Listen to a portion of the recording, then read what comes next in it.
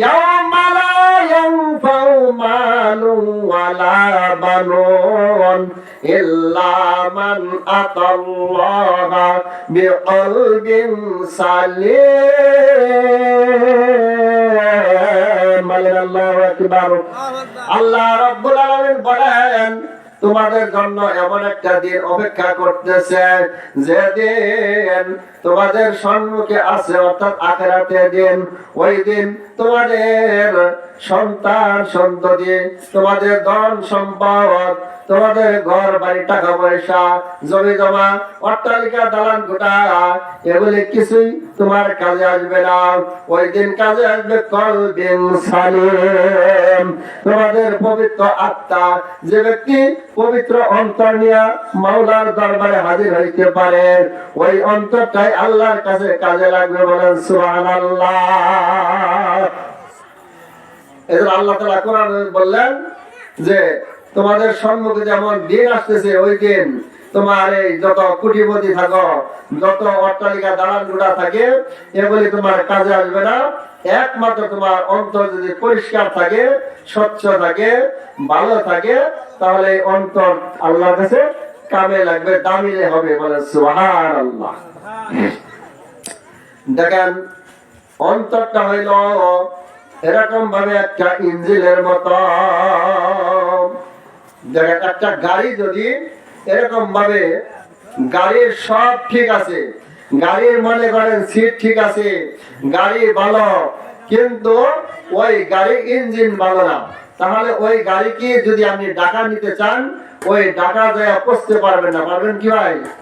কারণ গাড়ি আছে চাকচিক্য, গাড়ি খুব ভালো, সিটও ভালো আছে, কিন্তু ইঞ্জিন ভালো না, তাহলে ওই পুরা গাড়িটাই আপনার দেখা যায় আর চলবে না। অনেক সময় দেখা যায় রাস্তাতে যাইতেছে গাড়ি নিয়া, মাইকো নিয়া, অটো নিয়া, সিএনজি নিয়া, হঠাৎ করে ইঞ্জিন নষ্ট হয়ে গেছে, গাড়ি ওখানে রাইখাই চলে যায়। এজন্য মানুষের কলবটা হলো একটা ইঞ্জিনের মতো। মানুষের কলব যদি নষ্ট হয়ে যায়, অন্তর যদি নষ্ট হয়ে যায়, তাহলে সারা বডি যদি ভালো থাকে, কিন্তু অন্তর যদি ভালো না থাকে, তাহলে এই বডির কোনো দাম থাকবে না। আর একটা গাড়ি যদি আপনার ভাঙ্গাচোরা থাকে, মানে সিট তেমন উন্নত না, তারপরে গাড়িও বেশি খুব একটা ভালো না, কিন্তু গাড়ির ইঞ্জিন ভালো আছে, তাহলে ওই গাড়ি দেখা যায় আপনি যেখানে নিয়ে যাবেন সেখানে নিয়ে যাইতে পারবেন। ঠিক না ভাই?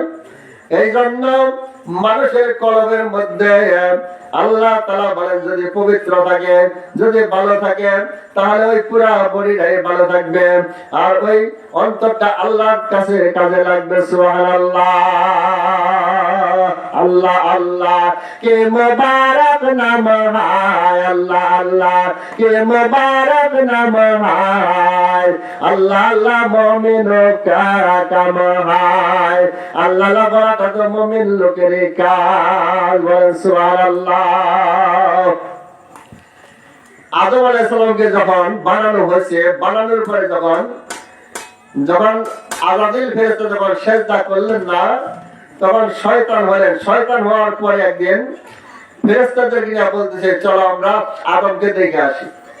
আদমকে যখন দেখবার জন্য আসছে, আদম আলাইহিস সালামকে দেখা যায় আদম আলাইহিস সালাম হাত করে রয়েছে, আর ফেরেশতারা ঘুরা ঘুরা দেখলেন।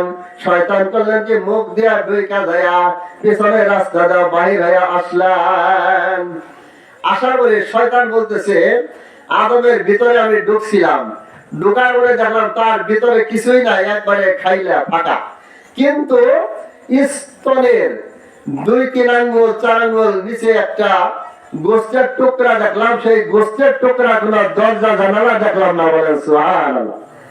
শয়তান বলে, আমার মনে হয় আমি যে ধোঁকা দিব, এই যে গোস্তের টুকরার মতো দেখলাম, কিন্তু এটা কোনো দরজা জানালা পাইলাম না, আমি ঢুকতে পারলাম না, আমার মনে হয় এই গোস্তের টুকরা দিয়াই আমার ধোঁকা থেকে হেফাজতে থাকবে। বলেন সুবহানাল্লাহ। তো এই জন্য মানুষের কলবের মধ্যে গোস্তের টুকরা আছে কি, এটা যদি নষ্ট হয়ে যায় পুরা বডি নষ্ট, আর এটা যদি ভালো হয়ে যায় তাহলে পুরা বডিটাই ভালো। বলেন সুবহানাল্লাহ। তো মানুষের কলবটা একটা আয়নার মতো। কিসের মতো? আয়না দিয়া মানুষের চেহারা দেখা যায়, চেহারার মধ্যে যদি কোনো দাগ থাকে, ময়লা থাকে, যদি কোনো কিছু থাকে, সব আয়নার সম্মুখে ধরলে দেখা যায়। দেখা যায় না ভাই? এই জন্য আয়না দিয়া চেহারা দেখা যায়, চেহারার মধ্যে যদি কোনো দাগ থাকে দেখা যায়। কিন্তু ওই আয়নাটা যদি ঘরের ভিতরে পড়ে থাকে, আর যদি প্রতিদিন মা বোনেরা ঘর ঝাড়ু দেয়, ঘর ঝাড়ু দেওয়ার পরে ওই আয়নার মধ্যে ময়লা পড়বে, একদিন, 2 দিন, 3 দিন, 7 দিন, এইভাবে যদি ঘর ঝাড়ু দিতে থাকে আর আয়নার মধ্যে ময়লা পড়তে থাকে, এক সময় এমন হয়ে যাবে ওই আয়নাটা ময়লায় উপরে ঢেকে যাবে। ওই আয়না মুখের সম্মুখে ধরলে আর মুখ দেখা যাবে না।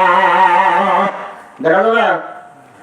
আয়নাটা পুরাপুরি ময়লায় ঢাকা গেছে, আর মুখ দেখা যাবে না। আর আয়না যদি পরিষ্কার থাকে, মুখের সামনে ধরলেই মুখ দেখা যাবে। এজন্য কলপের মধ্যে মরিচা পড়ে। আল্লাহর নবী হাদিসে পাকের মধ্যে বলেন, যদি কোন ব্যক্তি একটা গুনার কাজ করে, তাহলে তার কলমের মধ্যে একটা কালো দাগ পড়ে যায়।